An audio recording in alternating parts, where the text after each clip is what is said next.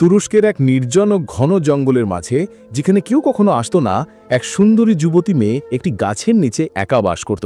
একদিন সন্ধ্যায় মেয়েটি যখন গাছের নিচে বসেছিল, সে দেখল যে সেখান দিয়ে একজন দরবেশ চলেছেন। মেয়েটি দীর্ঘদিন ধরে একা ছিল এবং তার ধৈর্যের বাঁধ ভেঙে গিয়েছিল। দরবেশকে দেখেই মেয়েটি তার সালোয়ারের পা কিছুটা তুলে মিথ্যে কান্নার ভান করে জোরে জোরে চিৎকার করতে লাগলো, বাঁচাও বাঁচাও। দরবেশ দৌড়ে মেয়েটির কাছে এসে জিজ্ঞেস করলেন, কি হয়েছে, তোমার কি হয়েছে? মেয়েটি অস্থিরভাবে দরবেশের দিকে তাকিয়ে বলল, দেখুন না, আমার পায়ে খুব ব্যথা করছে। দরবেশ বললেন, আমি একজন হাকিম, তুমি চিন্তা করো না, আমি দেখছি। যেই দরবেশ মেয়েটির পা স্পর্শ করলেন, মেয়েটি এক অদ্ভুত শান্তি অনুভব করল। সে দরবেশের মুখের দিকে এমনভাবে তাকিয়ে রইল যেন সে আরও কিছু চায়। দরবেশ কিছুক্ষণ তার পা টিপে দিলেন এবং তারপর বললেন, তোমার পা তো একদম ঠিক আছে, কোনো সমস্যা নেই। মেয়েটি বলল, হ্যাঁ, তা আমিও জানি, আমি আপনাকে আমার কাছে ডাকার জন্যই এই মিথ্যাটা বলেছি। দরবেশ অবাক হয়ে বললেন, কিন্তু কেন? মেয়েটি উত্তর দিল, আমি একজন যুবতী মেয়ে এবং অনেক দিন ধরে একা আছি, আমার আর ধৈর্য নেই, আপনি আজ রাতটা আমার সাথে কাটিয়ে যান। দরবেশ রেগে গিয়ে সেখান থেকে উঠে যেতে লাগলেন, কিন্তু মেয়েটি তার দিকে এগিয়ে এসে তার হাত ধরে ফেলল। সে বলল, না, আমি আপনাকে এখন যেতে দেব না, আমি অনেক সময় ধরে অপেক্ষা করছি, আপনাকে আমার সাথে থাকতে হবে। দরবেশ বুঝতে পারছিলেন না যে একজন যুবতী মেয়ে তার মতো একজন বৃদ্ধের সাথে কি করতে চায়, কিন্তু যেই দরবেশ মেয়েটির মুখের দিকে তাকালেন, তাকে দেখে এক অদ্ভুত শান্তি পেলেন। তিনি মেয়েটির প্রতি আকৃষ্ট হলেন এবং তার কাছে এসে তাকে দেখতে লাগলেন, কিন্তু তার দুর্বল দৃষ্টিশক্তির কারণে তিনি মেয়েটির মুখ স্পষ্টভাবে দেখতে পেলেন না। মেয়েটি জিজ্ঞেস করল, এমনভাবে কি দেখছেন? দরবেশ বললেন, আমি তোমার মুখ ঠিকভাবে দেখতে পাচ্ছি না, কিন্তু তোমার কাছে আসতেই আমার একটা আপন আপন অনুভূতি হচ্ছে। মেয়েটির মুখে কিছুটা খুশির আভা ফুটে উঠল, যেন সে তার লক্ষ্যে সফল হচ্ছে। কথা বলতে বলতে সেই ঘন জঙ্গলে রাত হয়ে গেল এবং অন্ধকার ছেয়ে গেল। মেয়েটি দরবেশকে বলল, এবার তো আমার কাছে থাকছেন, তাই না? দরবেশ কিছুক্ষণ চুপ থেকে তারপর বললেন, এই অন্ধকার জঙ্গলে রাতের বেলা আমি আর কোথায় যাব, রাতটা এখানেই কাটিয়ে দিই। মেয়েটি মনে মনে হাসল, যেন তার তীর সঠিক নিশানায় লেগেছে। মেয়েটি এবং দরবেশ দুজনেই সেই ঘন জঙ্গলে গাছের নিচে ঘাসের উপর বসে পড়ল। মেয়েটি দরবেশকে বলল, আমি এখানেই ঘাসের উপর ঘুমাই, আপনিও কি ঘুমিয়ে পড়বেন? দরবেশ বললেন, তুমি যেখানে জায়গা দেবে আমি সেখানেই ঘুমিয়ে পড়ব। মেয়েটির মুখে একটু স্বস্তি এলো এবং সে বলল, আমরা দুজনেই এখানে ঘাসের উপর ঘুমিয়ে পড়ি। মেয়েটি এবং দরবেশ দুজনেই গাছের নিচে ঘাসের উপর শুয়ে পড়ল। দরবেশের চোখ লেগে এলো এবং তিনি ঘুমিয়ে পড়লেন, কিন্তু মেয়েটি ঘুমাতে পারল না। সে দরবেশের দিকে ভালোবাসার দৃষ্টিতে তাকিয়ে রইল। তারপর মেয়েটি মনে মনে বলল, উনি এভাবে মানবেন না, ওনার মন ধীরে ধীরে ভোলাতে হবে, সকালে ওনাকে যেতে দেব না, যে কোনো উপায় ওনাকে আটকাতে হবে। সকাল হলো এবং দরবেশ যেই উঠে যেতে লাগলেন, মেয়েটি উঠে তার কাছে এসে বলল, কোথায় যাচ্ছেন? আপনি আমার কাছে থেকে যান, আমার মুখের দিকে তাকান, আপনি কি এতে কিছু দেখতে পান না?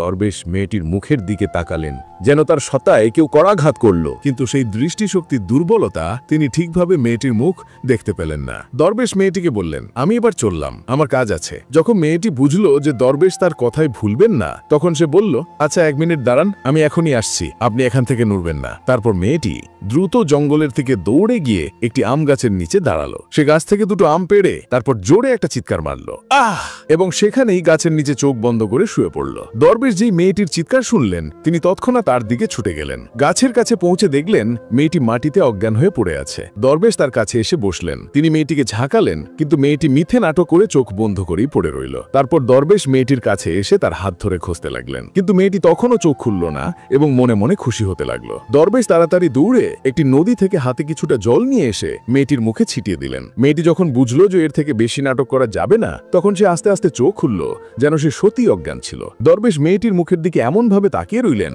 যেন তিনি তাকে কিছু বলতে চান, কিন্তু কোনো লাভ হলো না। দরবেশ মেয়েটিকে জিজ্ঞাসা করার আগেই যে তার সাথে এসব কি হয়েছে, মেয়েটি উঠে সেই দরবেশকে জড়িয়ে ধরল। দরবেশ তাকে সরিয়ে দিতে চাইলেন, কিন্তু পারলেন না। দরবেশের মেয়েটির প্রতি এক অদ্ভুত আপন অনুভূতি হলো। তিনি একটু পিছিয়ে গিয়ে বললেন, এসব কি, আর তুমি অজ্ঞান হয়ে গিয়েছিলে কিভাবে? মেয়েটি বলল, আমি আপনার জন্য আম পাড়তে এসেছিলাম, আর এখানে পড়ে গিয়ে অজ্ঞান হয়ে যাই। দরবেশ বললেন, আচ্ছা, আমাকে এখন অনুমতি দিন, আমি চলি। মেয়েটি চিন্তিত হয়ে দরবেশের কাছে এসে বলল, আপনি নিজের চোখে আমাকে স্পষ্ট দেখতে পাচ্ছেন না, কিন্তু আমাকে কি অনুভবও করতে পারছেন না? দরবেশ বললেন, জানি না কেন, যখন আমি তোমার কাছে আসি তখন তোমার থেকে এক আপন আপন অনুভূতি হয়। মেয়েটি কিছুটা হাসল। সে গাছ থেকে পাড়া আমগুলো নিয়ে দরবেশকে সাথে করে সেই গাছের নিচে চলে এলো যেখানে সে থাকতো। মেয়েটি এবং দরবেশ গাছের নিচে বসে একটা একটা করে আম খেলো। এখন সন্ধে হয়ে গিয়েছিল। ছিল। দুজনেই সেই গাছের নিচে ঘাসের ওপর বসেছিল। তারপর মেয়েটি হঠাৎ দরবেশকে বলল, আপনার পা দুটো সোজা করুন। দরবেশ অবাক হয়ে জিজ্ঞাসা করলেন, কেন? মেয়েটি বলল, করুন তো। দরবেশ তার পা সোজা করলেন। তারপর মেয়েটি তার পা টিপে দিতে লাগলো।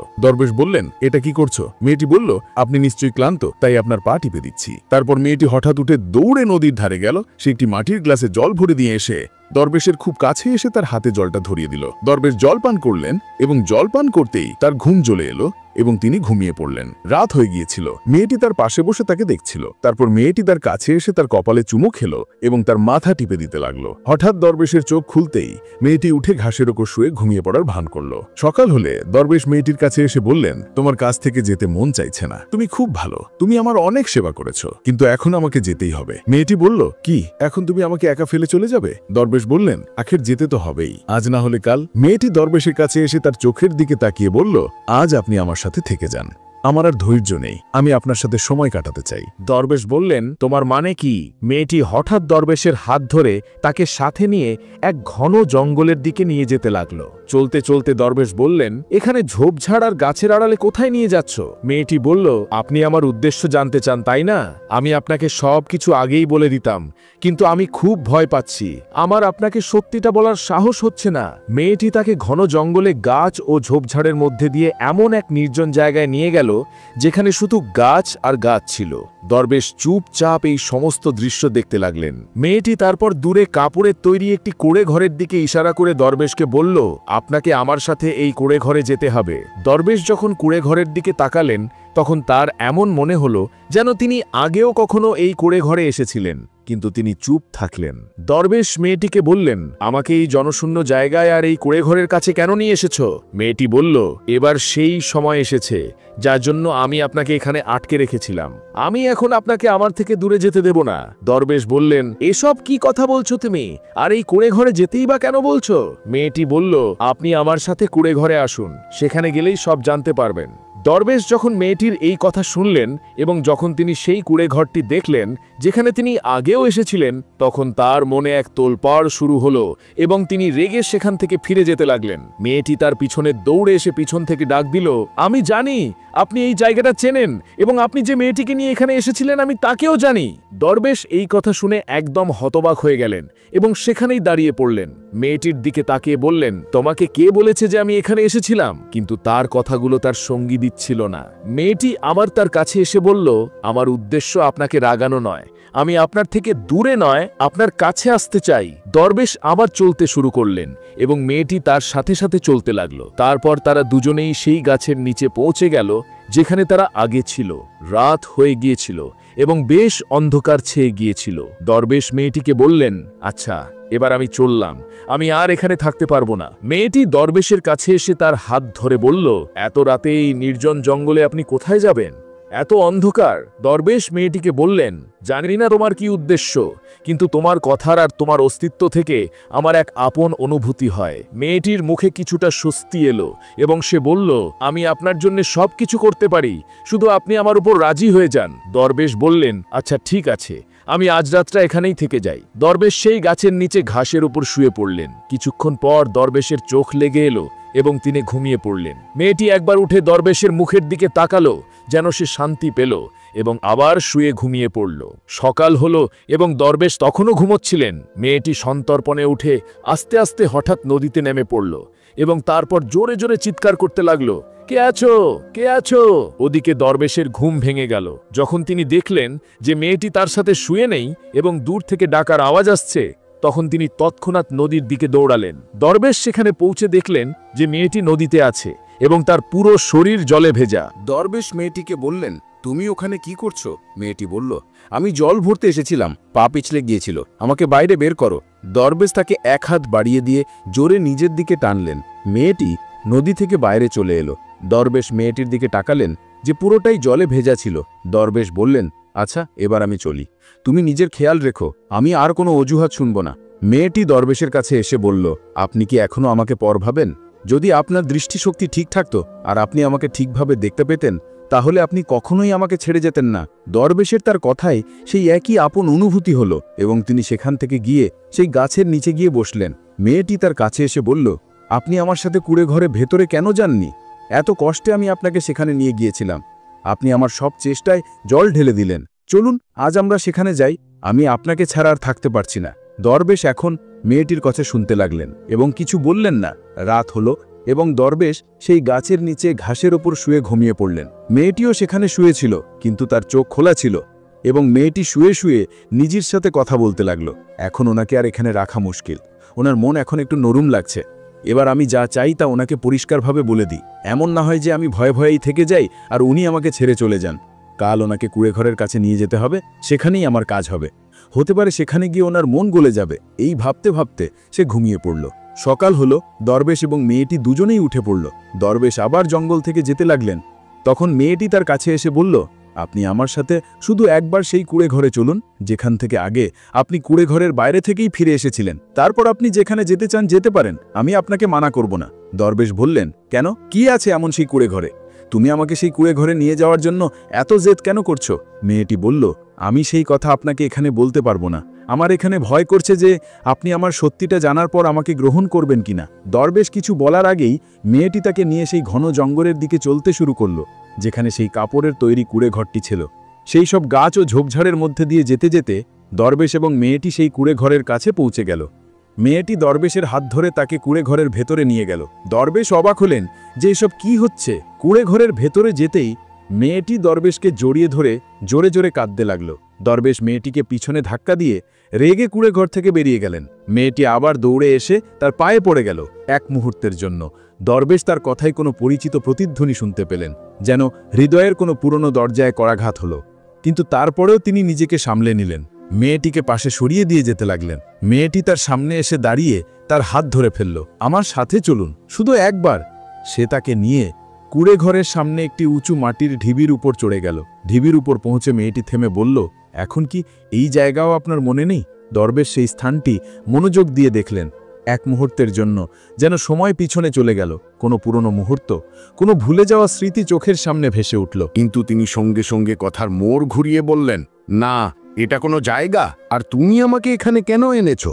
মেয়েটি চুপচাপ তার কাছে এসে আস্তে করে বলল, কিছু বছর আগে যখন আপনি একটি মেয়েকে কুঁড়েঘরের ভেতরে নিয়ে এসেছিলেন, তখন আপনি এই মাটির ঢিবিতেও তাকে নিয়ে এসেছিলেন। এই কথা শুনে দরবেশ চমকে গেলেন। তার হৃদয় জোরে জোরে ধরফর করতে লাগলো।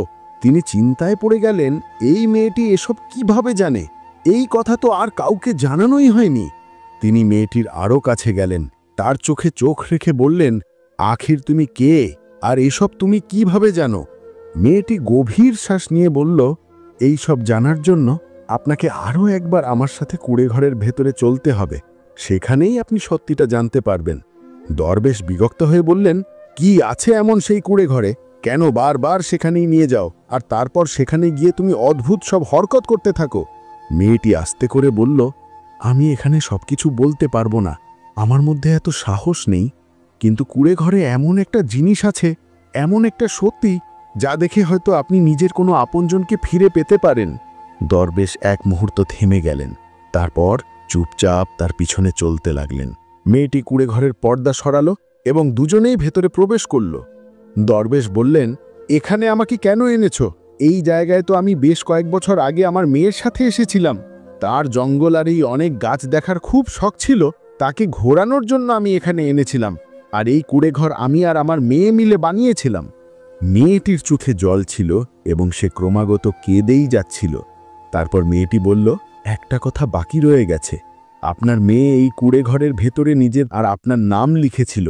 আর এই কুঁড়েঘরটা এই জন্যে সরানো হয়নি যে কখনো কারো ভালো হয়ে যাবে। দরবেশ এই কথা শুনে অবাক হয়ে গেলেন। তিনি মেয়েটির দিকে এগিয়ে গিয়ে বললেন, কি বললে তুমি? এখন দরবেশের চোখেও জল এসে গিয়েছিল। জট এক এক করে খুলতে শুরু করেছিল। তারপর মেয়েটি বলল, আর আর সেই মেয়ে যাকে আপনি খুব ভালোবাসতেন, আপনার লক্ষ্য বোঝানো আর অনেক মানা করা সত্ত্বেও সে বাড়ি থেকে পালিয়ে গিয়েছিল এবং এক ভবঘুরে ছেলের সাথে বিয়ে করে নিয়েছিল।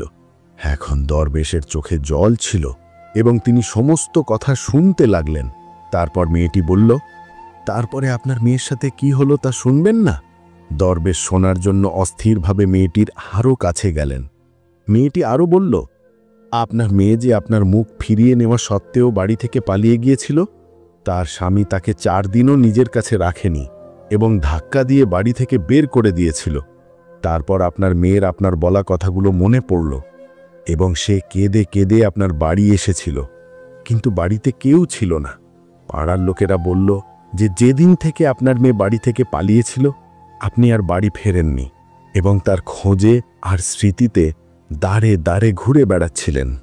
তারপর আপনার মেয়ে জানতে পারল যে আপনি এই জঙ্গলে মাঝে মাঝে জড়িবুটি তুলতে আসেন। শুধু এজন্যেই সে জঙ্গলের এক নির্জন জায়গায় গাছের নিচে নিজের হাস্তানা গেড়েছিল এবং সে রোজ আপনার সেখানে অপেক্ষা করত। দরবেশের হৃদয়ে এখন ছটপট করছিল। তিনি সমস্ত ব্যাপারটা বুঝতে পেরেছিলেন। তবুও তিনি মেয়েটিকে কাঁপা কাঁপা গলায় জিজ্ঞেস করলেন, তারপরে আমার মেয়ের সাথে কি হলো? মেয়েটি বলল, আখির এক সন্ধ্যায় যখন আপনার মেয়ে গাছের নিচে ঘাসে বসেছিল, সে দেখল যে সামনে থেকে আপনি যাচ্ছেন। যেই সে আপনাকে দেখল, আপনাকে নিজের কাছে ডাকার জন্য সে মিথ্যে নাটক করল, বাঁচাও বাঁচাও। দরবেশ বললেন, বাস করো এবার, আমার কি জান নেবে? তারপর দরবেশ সেই মেয়েটিকে অর্থাৎ নিজের মেয়েকে বুকে জড়িয়ে ধরলেন এবং এইভাবে অনেক দিন ধরে বিচ্ছিন্ন এক বাবা ও মেয়ে আবার মিলিত হলো। বাবা ও মেয়ের মুখে এখন খুশির আভা ফুটে উঠেছিল।